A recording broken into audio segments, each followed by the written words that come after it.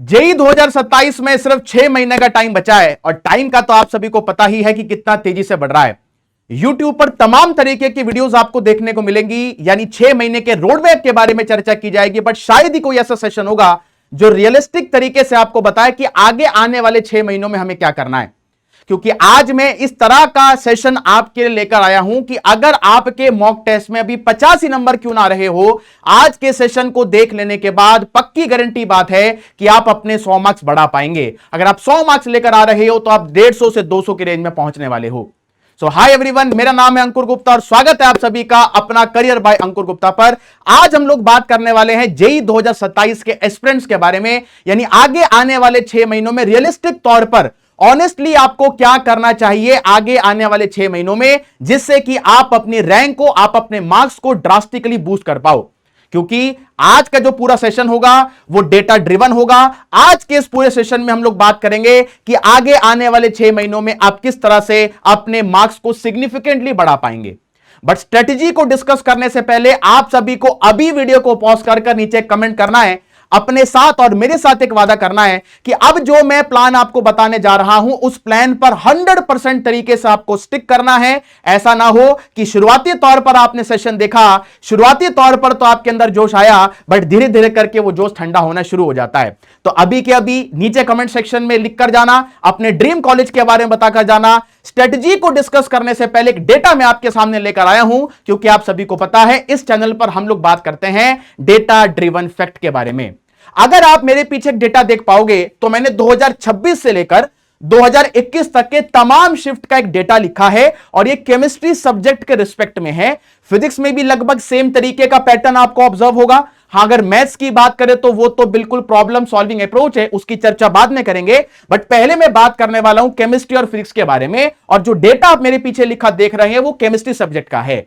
अगर आप 2026 के तमाम जेईई मेंस के पेपर्स को इवैल्यूएट करोगे, एनालाइज करोगे, तो ऐसा देखने को मिला था कि 23 सवाल ऐसे थे जो सीधा कंसेप्ट पर बेस्ड थे, उसके एप्लीकेशन पर बेस्ड थे, यानी डायरेक्ट क्वेश्चन यहां से पूछे गए थे। अगर आप 2025 के डेटा को देखोगे तो वही स्कोर लगभग हो गया था 21 के आसपास। अगर आप 2024, 23, 22 और 21 के पेपर्स को इवैल्यूएट करोगे तो आपको इतने नंबर ऑफ क्वेश्चंस देखने को मिलेंगे जो कि डायरेक्टली डेटा पर बेस्ड थे, जो कि डायरेक्टली फॉर्मूला पर बेस्ड थे और उसके एप्लीकेशन पर बेस्ड थे। इसका मतलब 70 to 80% क्वेश्चन आप इजीली तौर पर कर सकते हैं। आपको तमाम ज्यादा डेप्थ में जाने की भी सच नीड नहीं है। अगर कोई बच्चा मुझसे पूछता है कि सर आगे आने वाले 6 महीनों में मैं अपनी तैयारी को किस तरह से प्लान करूं, किस तरह से प्रिपेयर करूं, तो कोई टॉपर या कोई भी बच्चा, एक सीरियस एस्पिरेंट, इन 4 चीजों को अगर फॉलो कर लेता है तो उसकी रैंक ड्रास्टिक तौर पर बढ़ सकती है। और वो 4 चीजें और कुछ नहीं, ये 4 ब्रह्मास्त्र होते हैं। यानी आने वाले 6 महीनों में आपको सिर्फ इन 4 चीजों पर फोकस करना है, जिसमें सबसे पहला काम होता है बेटा लेक्चर को देखना। अगर आप लेक्चर ऑनलाइन देखते हैं, ऑफलाइन देखते हैं, या अगर आप YouTube से भी पढ़ रहे हैं, तो आपको कंसेप्ट तो बेटा आना ही चाहिए। जैसे मैं खुद केमिस्ट्री का मास्टर हूं, एक ऑर्गेनिक के टॉपिक की चर्चा करते हैं, मान लो जीओसी का सवाल है, बेसिक स्ट्रेंथ के बारे में पूछा गया है, तो एटलीस्ट आपको बेसिक स्ट्रेंथ को कंपेयर करने के फैक्टर के बारे में पता होना चाहिए। अगर आप SN1 को पढ़ रहे हैं तो SN1 का कोर कंसेप्ट तो पता ही होना चाहिए कि 2 स्टेप में रिएक्शन होती है, कार्बोकटायन बनता है, वो रीअरेंज करता है। यानी कंसेप्ट के बिना काम नहीं चलेगा, कंसेप्ट आपको कवर करना पड़ेगा। तो चाहे तो आप उसको ऑनलाइन लेक्चर से कंपेयर करो, चाहे तो आप उसको ऑफलाइन लेक्चर से कंपेयर करो, या फिर आप उसको YouTube से क्यों ना कवर कर रहे हो, यानी सबसे पहला काम होता है बेटा लेक्चर को देखना। दूसरे नंबर पर आता है बेटा प्रैक्टिस करना। अब प्रैक्टिस किस तरह से हो सकती है, यानी अगर आप बात करें तो केमिस्ट्री में मोटा मोटी तौर पर 20 से 25 चैप्टर होते हैं, फिजिकल, ऑर्गेनिक, इनऑर्गेनिक को मिलाकर, और इन सभी चैप्टर में लगभग 150 से 200 फॉर्मूला या छोटे कंसेप्ट होते हैं। अगर आपने 150 से 200 कंसेप्ट के ऊपर सवाल कर लिए, यानी हर एक कंसेप्ट पर अगर आपने 10 सवाल भी कर लिए तो 2000 सवाल करने का स्कोप है। यानी 6 महीनों में अगर आपने ये 2000 सवाल भी कर लेते हो आप, तो भी आपको बढ़िया मार्क्स लाने से, 99 परसेंटाइल मार्क्स लाने से कोई नहीं रोक पाएगा। अब सबसे बड़ा सवाल यह आता है कि सर अगर मुझे 2000 क्वेश्चन करने हैं तो उस क्वेश्चन का सोर्स क्या होना चाहिए। तो सबसे पहले नंबर पर आपको फोकस करना चाहिए बेटा PYQs पर। अब कई बार ऐसा ऑब्जर्व होता है कि PYQs कुछ रिपीटेटिव होते हैं, अगर मैं पूछूंगा आपसे कि आप कितने साल की पीवाईक्यूज आइडियल तौर पर लगा सकते हो, तो मैंने ऑब्जर्व किया कि बच्चा 2017, 16, 15 की पीवाईक्यूज लगाने बैठता है। बट एक बात का ध्यान रखिएगा, रियलिस्टिक तौर पर जो पीवाईक्यूज आपको सॉल्व करने चाहिए वो 2019 से लेकर 26 तक के हो, क्योंकि 2019 से ही एनटीए ने पेपर बनाना शुरू किया है। और अगर आप इसमें यूनिक पीवाईक्यूज की बात करेंगे तो बहुत कम ऐसे यूनिक पीवाईक्यूज आपको देखने को मिलेंगे। इसका मतलब यूनिक पीवाईक्यूज पर टारगेट करना जरूरी है, टारगेटेड पीवाईक्यूज पर टारगेट करना जरूरी है। और अगर आपको टारगेटेड पीवाईक्यूज चैप्टर वाइज चाहिए तो नीचे डिस्क्रिप्शन बॉक्स में एक टेलीग्राम चैनल का लिंक दिया हुआ है, फटाफट से उसको ज्वाइन कर लो। और जल्दी से हम लोग इस चैनल पर नई सीरीज को भी प्लान कर रहे हैं। सेकेंड नंबर पर जो मॉड्यूल होते हैं आप उसको भी टारगेट कर सकते हैं। आप किसी भी कोचिंग से पढ़ रहे हैं, मॉड्यूल के क्वेश्चन भी एक रेलेवेंट सोर्स हैं, आप उनको भी टारगेट करके जा सकते हैं। और तीसरे नंबर पर आता है सबसे अंडररेटेड किताब जो कि होती है एनसीईआरटी। बच्चा अक्सर केमिस्ट्री में एनसीईआरटी को अंडररेटेड मानता है। हां, मैं ये नहीं कहता कि फिजिक्स और मैथ्स में कितनी उसकी रेलेवेंसी है, but chemistry as a subject में एनसीईआरटी की बहुत ज्यादा रेलेवेंसी है। तो आप एनसीईआरटी के बैक एक्सरसाइज और इनटेक्स्ट क्वेश्चन को भी रेफर कर सकते हो। यानी आप खुद सोचो, अगर आपके पास 150 से 200 सब टॉपिक हैं, हर एक सब टॉपिक पर आप 10 सवाल भी कर रहे हो, तो 2000 सवाल करके जेईई क्रैक करने से आपको कौन रोक सकता है। इसका सिर्फ एक ही मतलब है कि आपको लेक्चर देखने के बाद उनकी प्रैक्टिस करने के लिए इन 3 चीजों पर फोकस करना चाहिए।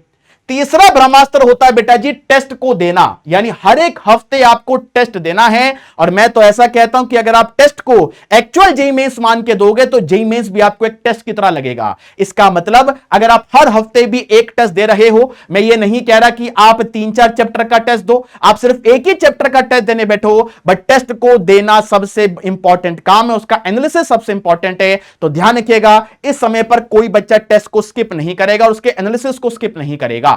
यानी मैंने ऐसा ऑब्जर्व किया कि बच्चा डर के हमारे टेस्ट ही नहीं देता है। कभी ना कभी तो बेटा आपको टेस्ट फेस करना ही है। गलती से मत घबराओ, कितने मार्क्स आ रहे हैं उसके बारे में छोड़ो, हैबिट डेवलप करने का टाइम है। यानी आपको यहां पर सबसे पहले टेस्ट को देना बहुत जरूरी है। और चौथे नंबर पर आता है हमारा रिवीजन। यानी रिवीजन को करने के बहुत सारे तरीके हो सकते हैं। अब काफी बच्चे ऐसा सोचते हैं कि सर रिवीजन करने का सबसे बेस्ट तरीका क्या है। काफी जगह पर बताया जाता है रिवीजन करने के लिए आपको शॉर्ट नोट्स बनाने चाहिए, नोट्स का रिवीजन करना चाहिए। सब बेकार की बातें हैं। आपको रिवीजन करने के लिए सिर्फ एक ही स्ट्रेटजी पर फॉलो करना होता है, दैट इज प्रॉब्लम सॉल्विंग। यानी अगर आप किसी भी कंसेप्ट को रिवाइज करने बैठे हो तो उस कंसेप्ट की थ्योरी पढ़ने की बजाय उस कंसेप्ट के 2 से 3 सवाल या 5 सवाल लगा लोगे तो वो कंसेप्ट आपका ऑटोमेटिकली रिवाइज हो जाएगा। अब बच्चा कहेगा सर आपने प्रॉब्लम सॉल्विंग का बता दिया, रिवीजन के टाइम पर भी प्रॉब्लम सॉल्विंग करनी है, इतने सारे सवाल कहां से लाऊंगा। बेटा जो आपने प्रैक्टिस के तौर पर कुछ पीवाईक्यूज किए, कुछ मॉड्यूल के सवाल किए, कुछ एनसीईआरटी के प्रॉब्लम किए, उन 10-20 सवालों में से 4-5 सवालों को स्टार मार्क कर लो कि इन सभी सवालों को मैं लास्ट में रिवीजन करने के टाइम पर यूज करूंगा। यानी अगर आपने इन 4 ब्रह्मास्त्र को फॉलो कर लिया तो जेईई मेंस में अच्छी रैंक लाने से आपको कोई नहीं रोक सकता। और इन 4 चीजों के अलावा कुछ करना ही नहीं होता है। सबसे रियलिस्टिक प्लान है, इन 4 चीजों पर ही आपकी पूरी जेईई प्रिपरेशन टिकी हुई है। अगर आपको चाहिए कि हम लोग हर एक सब टॉपिक पर इस तरह के सेशंस आपके सामने लाएं जिसके अंदर एक कंसेप्ट का कवरेज हो, साथ ही साथ उसके पीवाईक्यूज भी इंक्लूडेड हो, तो नीचे कमेंट सेक्शन में लिखना मत भूलिएगा JEE। हम लोग जल्दी उस पर भी बात कर रहे होंगे। और जाने से पहले अपने ड्रीम कॉलेज के बारे में और जाने से पहले अपने साथ कमिटमेंट करके जाइएगा कि आज मैं कमिट कर रहा हूं सर कि इन 4 चीजों को मैं रिग्रेसली फॉलो करूंगा और दिसंबर जनवरी आते आते मैं अपने ड्रीम कॉलेज की तरफ एक कदम बढ़ा चुका हूं।